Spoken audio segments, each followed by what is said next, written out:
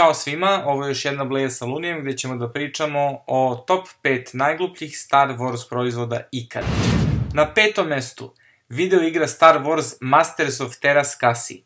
Nisam siguran da se to tako izgovara, ali nije mnogo ni bitno. Igrica je smišljena kao neki Star Wars Tekken i sve što mogu da kažem o njoj je da uglavnom ne radi.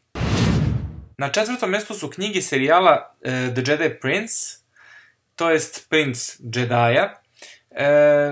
To su se skupila dvojica nekih mamlaza, Paul i Hollis Davids, i napravili su 6-odelni serijal knjiga, a unutra apsolutno ništa ne valja.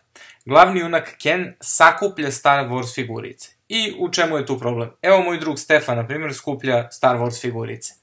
Problem je u tome što moj drug Stefan ne živi u Star Wars univerzumu. Zašto bi neko koji je u Star Wars univerzumu skupljao Star Wars figurice? Takođe u knjizi Imperator ima 2 sina i obojica su triklopi. Znate, to je kao kiklop, samo što imaju 3 oka. I u knjizi je jedan od njih dvojice najveći neprijatelj Luka Skywalkera. Pokušava da se domogne čarobne, magične rukavice Dartha Vadera.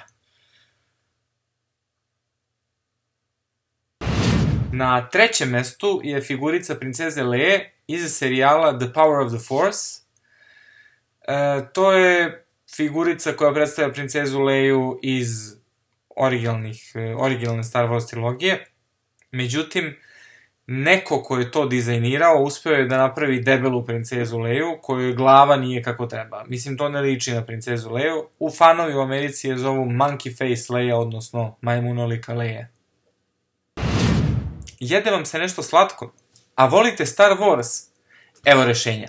Jar Jar Binks lizalica. Ne samo da ćete se zasladiti, već ćete se žvalaviti sa svojim omiljenim likom iz Star Warsa. S jezikom u usta.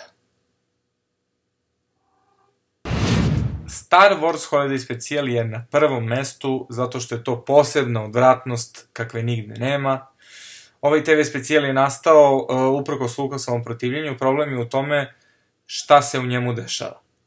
Jer Han Solo i Chewbacca odlaze na Chewbackinu rodnu planetu koja se zove Kazuk na proslavu dana života sa Chewbackinom porodicom. To je kao neki Božić za Vukije.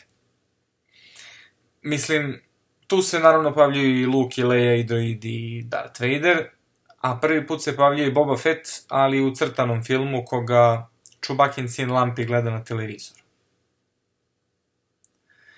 Zvuči komplikovano, zvuči glupo, tako i jeste.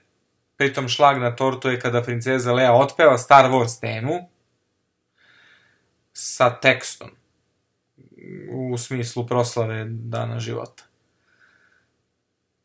Jezivo. U suštini ovo je sat vremena pakla. Lukas je spalio sve kopije ovoga, međutim neki entuzijasta je sačuvao to na VHS-u i to je ostalo kao fina lekcija kako ne treba. Znači, taj DVD kruži sada piratski svuda i svaki pravi fan ga poseduje, iako ga možda neko nikada nije ni gledao. Ali to mora da se ima. Jer Star Wars. 2 srpske reči za vas. Share i subscribe.